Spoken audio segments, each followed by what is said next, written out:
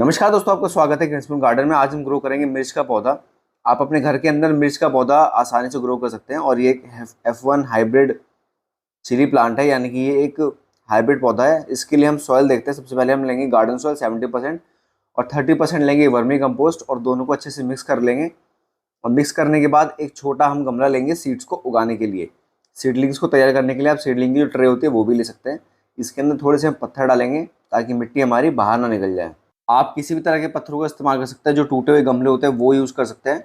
मैंने उन्हीं का यूज़ करा है, या फिर जो रोड़ी आती है आप उसका भी यूज़ कर सकते हैं। लेकिन जो टूटे हुए गमले के टुकड़े होते हैं वो बेस्ट होते हैं, क्योंकि वो मिट्टी से बने होते हैं और वो पानी को एब्जॉर्ब कर लेते हैं। वो ज़्यादा बेनिफिशियल होते हैं। ये देखिए, हमने मिट्टी को अपना मिक्स कर लिया बहुत अच्छे से और अब हम इस मिट्टी को इस गमले में भर लेंगे और जो भी हमारे सीड्स होंगे वो उसके अंदर हम डाल देंगे। आपको मैं एक चीज़ बताना चाहता हूँ कि जब भी आप सीडलिंग को तैयार करें, मिर्च की जो सीडलिंग होती है उसको आप चाहे तो सीडलिंग की जो ट्रे आती है उसके अंदर आप तैयार कर सकते हैं। उसके अंदर आपको ज़्यादा बेनिफिट रहेगा अगर आप प्लांट उगाने में न्यू हैं, या अगर आप नए तरह से सब्जियां उगा रहे हैं।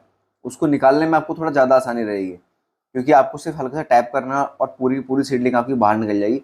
इसके अंदर कभी कभी रूट्स को टूटने का डर रहता है, तो इससे अगर आप इसके अंदर ग्रो करेंगे तो इसमें आपकी सीडलिंग जो है वो टूटेंगी नहीं। रूट्स कई बार टूट जाती हैं। ये देखिए, ये है मिर्च के बीज। और जो हमारे घर में नॉर्मल बीज होती है जो लाल कलर की होती है, आप उससे भी चाहे तो उसको ग्रो कर सकते हैं। बट जो F1 हाइब्रिड की जो सीड्स होते हैं उसका रिजल्ट काफ़ी अच्छा होता है। उसके अंदर काफ़ी अच्छे आपको रिजल्ट देखने को मिलेंगे, आउटपुट आपको काफ़ी अच्छा मिलेगा। और सिंपली ये जो सीड्स होते हैं हमारे, इसके ऊपर हम इस मिट्टी के ऊपर हम इसको स्प्रिंकल कर देंगे। आपको एक चीज़ का ध्यान रखना है कि एक के ऊपर एक सीड चढ़े ना, एक के ऊपर एक ओवरलैप ना करे। बस इस चीज़ का ध्यान रखना है, वरना कई बार प्लांट जब ग्रो होता है तो वो दोनों ही प्लांट ग्रो नहीं हो पाते जब एक के ऊपर एक सीड चढ़ जाते हैं। तो इस तरह से आप जितने भी आपको प्लांट चाहिए उस हिसाब से इसमें आप सीडलिंग को ग्रो कर सकते हैं। और जैसे मैं एक एक बीज को अलग अलग जगह पे लगा रहा हूँ, उसी तरह से आपको हर बीज को अलग अलग जगह पे लगाना है, क्योंकि अगर वो ओवरलैप हो गया तो वो ग्रो नहीं होगा। और अगर ग्रो भी हो गया तो दोनों की जो सीड्स होंगी, सॉरी जो जड़ें होंगी, वो आपस में ओवरलैप हो जाएंगी और फिर वो दोनों प्लांट मर जाएंगे। और ये देखिए, बीज डालने के बाद इसके ऊपर हमें हल्की सी सॉइल जो हमने बनाई है अपनी, उसके ऊपर इसकी हम हल्की सी लेयर लगा देंगे। हल्की सी लेयर इसलिए लगाएंगे ताकि जब भी हम इसके अंदर वाटरिंग करें तो जो हमारे सीड्स हैं वो बाहर ना आ जाए और ये काफ़ी अच्छे से ग्रो हो सके। कई बार जो छोटे छोटे पक्षी होते हैं या जो चिड़िया होती हैं वो भी इन सीड्स को उठा के ले जाते हैं, तो वो भी आप इससे बचा सकते हैं मिट्टी डालने से। तो इस तरह से हम हल्के हल्के हाथ से मिट्टी डालेंगे, स्प्रिंकल करेंगे। ध्यान रखिए इसके अंदर कोई भी पत्थर का टुकड़ा ना आए। अगर वो आ गया तो भी सीड ज़मीन में दब जाएगा एक तरह से और वो ग्रो होने से रह जाएगा। तो इस तरह से हमने इसके ऊपर मिट्टी की जो लेयर है वो लगा दी है। और मिट्टी की लेयर लगाने के बाद इसको हम हल्का हल्का उल्टे हाथ से प्रेस कर लेंगे ताकि एक ठहराव रुक जाए और सीड्स हमारे बहुत अच्छे से ग्रो हो सके। ये देखिए, इस तरह से हमने इसको ग्रो कर लिया और अब बारी है इसके अंदर पानी डाल लेगा। पहला जो पानी है वो आप किसी भी शावर से दीजिए, या फिर एक बोतल के अंदर छेद कर कर छोटे छोटे उससे आप दे दीजिए। लेकिन शावर बेस्ट रहेगा, क्योंकि इसके अंदर बहुत धीरे धीरे पानी जाता है और अच्छे से पूरी कैन से पानी चला जाता है और पूरे गमले के अंदर पानी अच्छे से जाता है, जिससे कि सीड्स अच्छे से जर्मिनेट होते हैं और काफ़ी अच्छे से ही ग्रो होते हैं। तो इस तरह से हम पहली वाटरिंग पे फुल करेंगे, जितना भी आप पानी दे सकते हैं, ताकि हमें इतना पानी डालना है जो कि हमारा ड्रेनेज होल है वहाँ से पानी निकल जाए। ये देखिए, हमने पानी इसके अंदर डाल दिया और ये धीरे धीरे पानी निकल जाएगा। अब वेट करते हैं कुछ 26 दिन के बाद का। सीड ये देखिए हमारे काफ़ी सारे ग्रो हुए थे, बट इसमें से कुछ बच पाए तेज़ गर्मी की वजह से। और ये हमारे सीड जो हैं ग्रो हो चुके हैं। करीब 4 या 5 हमारे सीड ग्रो हुए हैं और काफ़ी बड़े बड़े ये हो गए। बट इसको हम अभी ट्रांसप्लांट नहीं करेंगे, क्योंकि अगर इसको हमने अभी ट्रांसप्लांट करा तो ये शायद जिंदा नहीं बचेंगे, ये मर जाएंगे और इसमें कुछ भी हमें हाथ नहीं लगेगा। तो इसको अभी हम रुकेंगे करीब 10 से 15 दिन और।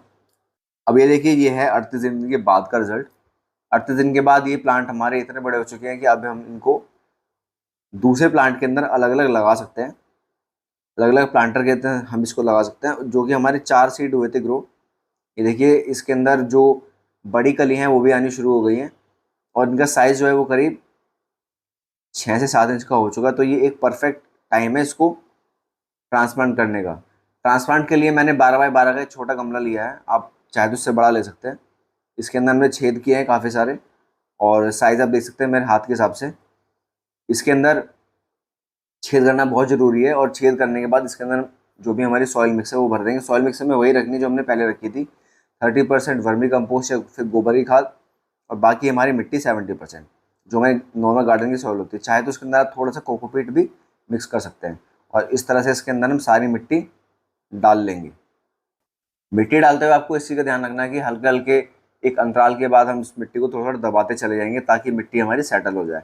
अब बारी है इन छोटे छोटे जो हमारी सीडलिंग है इनको गमले से निकालने का। किसी भी एक स्क्रू ड्राइवर की हेल्प से आप धीरे से मिट्टी को ढीला कर लेंगे। मिट्टी ढीला करने के बाद क्या होगा कि स्क्रू ड्राइवर से क्या होगा कि आपकी मिट्टी थोड़ी सी ढीली हो जाएगी, और जो भी हमारी रूट्स हैं वो डिस्टर्ब नहीं होंगी। कोशिश है आपको ये करना है कि रूट्स हमारे टूटे ना, क्योंकि अगर रूट्स टूट गई तो फिर प्लांट सर्वाइव करना थोड़ा मुश्किल हो जाता है। तो इसीलिए हम लोग स्क्रू ड्राइवर की हेल्प से इस मिट्टी को पूरी की पूरी इसी तरह से बाहर निकाल लेंगे। ये देखिए, बाहर निकालते ही हमारी कितनी सुंदर इसके अंदर रूट्स हैं, बॉटम में आप देख सकते हैं। प्लांट अगर आप सीडलिंग के थ्रू निकाल रहे हैं किसी भी छोटे गमले के अंदर, और आपका पूरा गमला अगर रूट्स के साथ और पत्थर के साथ बाहर आ रहा है, तो इसका मतलब ये है कि आपका जो सॉइल मिक्स है वो काफ़ी अच्छा है, और आपने बहुत अच्छे से इसको ग्रो किया है। ये देखिए, 2 सीडलिंग हमने इसको अलग निकाल दिए, वो हम किसी अलग पॉट में लगाएंगे, और जो 2 बड़ी सीडलिंग है उसको हम आराम से निकाल लेंगे। आप ये देखिए, सॉइल के अंदर से बड़े आसानी से रूट्स जो चिपक रही थी वो एक के अंदर से एक निकल गई है बहुत आसानी से। तो उसका मतलब ये कि जो भी हमने सॉइल मिक्स लगाया था वो काफ़ी अच्छा था। सॉइल मिक्स हमें कोशिश करनी है थोड़ा हल्का लगाना है। तो ये देखिए, इस तरह से अब जो हमने सीडलिंग लगाई थी उसके अंदर हम इनको सेपरेट कर लेंगे, और सेपरेट करने के बाद इसके अंदर एक छोटा सा होल होल करेंगे करीब 6 से 7 इंच का। जितनी भी हमारी सीडलिंग है, हाथों से हल्का सा मिट्टी को बाहर निकालेंगे, ताकि हमारी जो सीडलिंग है वो अच्छे से इसके अंदर दब जाए। इसलिए हमें ये काम हम इसलिए करेंगे क्योंकि अगर ये काम नहीं करेंगे तो सीडलिंग हमारी ऊपर ऊपर रह जाएगी, अच्छे से ग्रो नहीं हो पाएगी। तो इसको अच्छे से दबा देंगे इस तरह से, देखिए बिल्कुल मजबूती के साथ, ताकि थोड़ी बहुत हवा भी चले तो भी हमारा प्लांट गिरे ना। और पानी डालने के बाद कई बार क्या होता है, अगर हम इसको अच्छे से ना दबाएं इस तरह से हाथों से, तो प्लांट कई बार बाहर आ जाता है। इसका ये मतलब होता है कि हमने प्लांट को अच्छे से नहीं लगाया है। तो हमें इसी तरह से प्लांट को लगाना है ताकि हमारा प्लांट बाहर ना आए। अगर प्लांट बाहर आ गया तो आपकी जितनी भी मेहनत है 1 से 1.5 महीने की वो सब खराब हो जाएगी, और सारा जो भी आपका पौधा वो खराब हो जाएगा। फिर से आपको इसमें स्टार्टिंग से शुरू करना पड़ेगा, और सेम यही प्रोसेस हम यहाँ इसमें करेंगे। एक पहले छोटा सा होल करना है, और होल करने के बाद हम इसके अंदर अपना प्लांट लगा देंगे। मैं आपको एक छोटी सी टिप देना चाहता हूँ कि आप जो भी ये काम करें ट्रांसप्लांट करने का या फिर प्लांट को ग्रो करने का, ये आप हमेशा शाम के टाइम करें, क्योंकि शाम के टाइम प्लांट को जब रात हो जाती है तो थोड़ा सा सुकून मिलता है, क्योंकि ठंडक होती है रात को। अगर आप यही काम सुबह करेंगे तो दोपहर की धूप पड़ेगी और प्लांट आपका मर जाएगा, क्योंकि प्लांट को एक बड़ा झटका लगता है जिसको हम ट्रांसप्लांट शॉक बोलते हैं। तो उससे प्लांट कई बार हिल जाता है। और ट्रांसप्लांट करने के बाद फाइनली इसके अंदर हम वाटरिंग करेंगे। वाटरिंग आपको फुल करनी है ताकि ड्रेनेज होल से पानी निकल जाए। तो इस तरह से आप अच्छे से अपनी मिर्च को ग्रो कर सकते हैं और अच्छे से इसको उगा सकते हैं। वीडियो अगर आपको पसंद आए इसको लाइक कीजिएगा ज़रूर, शेयर कीजिएगा अपने दोस्तों के साथ, और चैनल को सब्सक्राइब जरूर कीजिएगा। Thank you so much. Bell icon भी जरूर दबाइए।